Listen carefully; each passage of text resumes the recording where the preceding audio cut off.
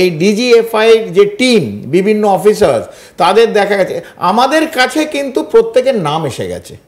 এই যেটা আপনারা দেখালেন এটা শুধু ওই স্ক্রিনে দেখাবার জন্য না, উই আর অ্যাওয়্যার যে কে কে এই ঘটনাগুলো ঘটছে, তাদেরও সাবধান থাকা উচিত। আমাদের কাছে কিন্তু উই আর অ্যাওয়্যার যে আইএসআই থেকে কারা কারা গেছিল এবং কারা নিয়ে গেছিল, এবং রংপুর, লালমনিরহাট অথবা চট্টগ্রামে যদি এটা ঘুরতে পারে, ঘুরতে এসেছেন, এবং আইএসআই বহুদিন ধরে ভারতের বিরুদ্ধে নানা রকমভাবে ট্রাই করছে, এটাও করে যাওয়ার কোনো অসুবিধে নেই। তবে আমি বলছি কোনো মিসঅ্যাডভেঞ্চার, যদি কোনো রকম অ্যাডভেঞ্চার, সেটা মিসঅ্যাডভেঞ্চার বলছি কারণ আমি আমার তরফ থেকে বলছি, যদি ট্রাই করেন অন্যদিকে করুন।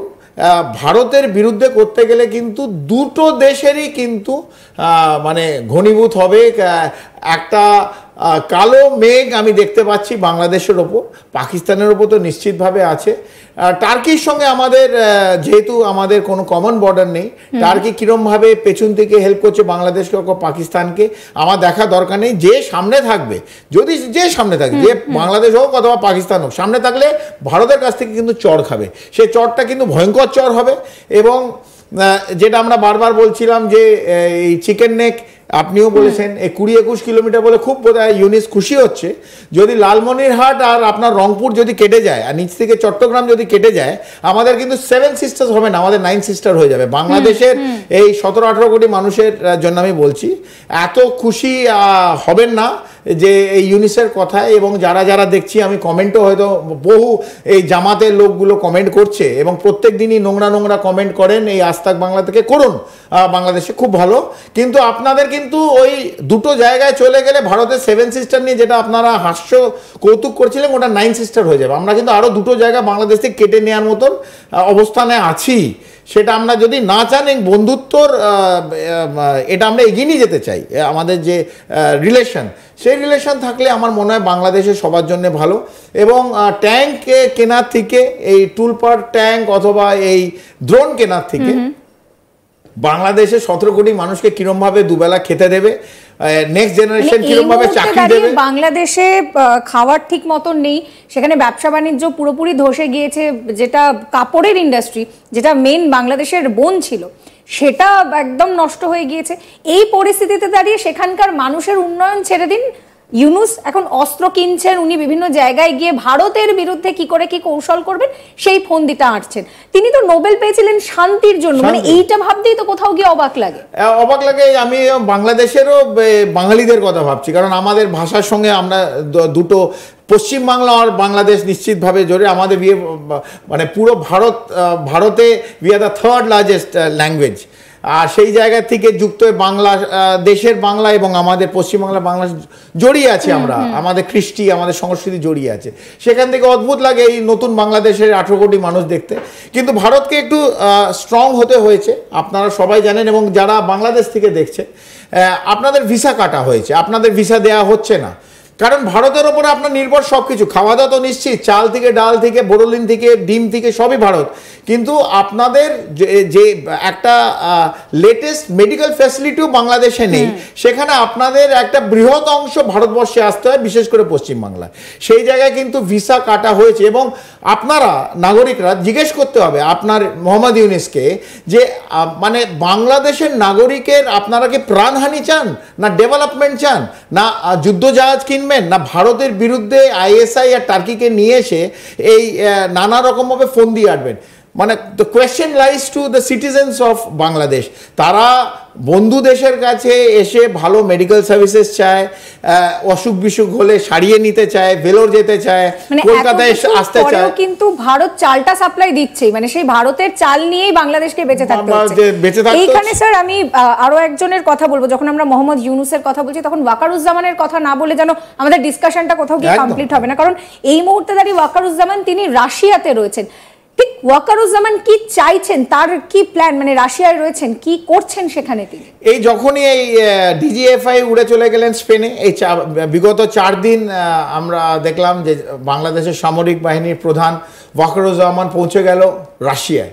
কেন এই সময় রাশিয়া গেল কেন? এবং বাংলাদেশের সঙ্গে রাশিয়ার মানে সেরম কোনো রিলেশনশিপ নেই কূটনীতিকভাবে, ডিপ্লোম্যাটিকভাবে, মিলিটারিভাবে, যাতে একটা সেনাপ্রধানকে রাশিয়া যেতে হবে, কিন্তু উনি গেছেন। এবং এই যাওয়াটা ক্যামেরার সামনে বলতে এবং বাংলাদেশের নাগরিকের সামনে বলতে কোনো আপত্তি নেই। এই পুরো জিনিসটা কিন্তু ভারতবর্ষ বানিয়ে দিয়েছে ওয়াকারুজ্জামানের জন্য। এই কিছুদিন আগে আপনি জানেন যে অজিত ডোভাল উনি গেছিলেন এবং ওনার রাশিয়ার এনএসএ এবং ইন্ডিয়ান এনএসএ দুজনে বসে একটা বৈঠক হয় এবং তারপরেই জেনারেল ওয়াকারুজ্জামানের এই ভিজিটটা প্ল্যান করা হয় এবং উনি একটা এন্টোরেজ নিয়ে গেছেন, যথেষ্ট সম্মান পেয়েছেন ওখানে বিগত 4 দিন। আজকে উনি ক্রোয়েশিয়া চলে যাবেন, কিন্তু যেটা ক্যামেরার সামনে আমরা দেখছি, টিভির পর্দায় দেখছি অথবা নিউজে দেখছি, প্রিন্ট মিডিয়া দেখছি যে উনি বিভিন্ন অস্ত্র কারখানা যাচ্ছেন অথবা এই যেখানে কনভেনশন সেন্টারগুলো যাচ্ছেন, এর পেছনে কিন্তু অন্য একটা জিনিস লুকিয়ে আছে। ওখানে আমাদের ভারতবর্ষের এখনো কিছু কূটনীতির লোক এবং এজেন্সির লোক আছে এবং আমরা জানি না, সূত্রের খবর, আমরা এটা কনফার্ম করতে পারবো না। এবং জেনারেল ওয়াকারুজ্জামানের সঙ্গে কোথাও না কোথাও ওনাদের একটা মিটিং, মানে multiple meeting, not one meeting, multiple meeting গুপ্ত জায়গায়, সেন্সিটিভ এরিয়া কোথাও না কোথাও হয়েছে।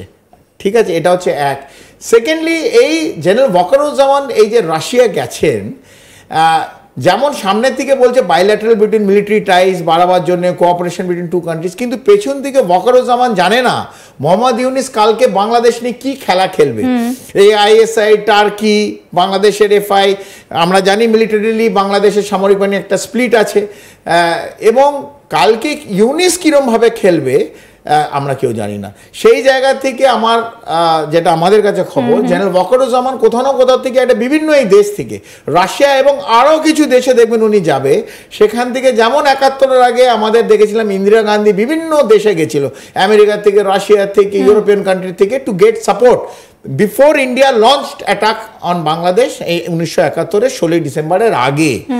একইভাবে এই সাপোর্টটা নেওয়ার জন্য কিন্তু জেনারেল ওয়াকারুজ্জামান ভারতের যে সাজিয়ে দিয়েছে যে গুটি, সেখান থেকে কিন্তু রাশিয়া গেছে এবং একটা কোথাও না কোথাও একটা কোঅপারেশন টাইজ হচ্ছে এবং ফুল সাপোর্ট ফ্রম রাশিয়া।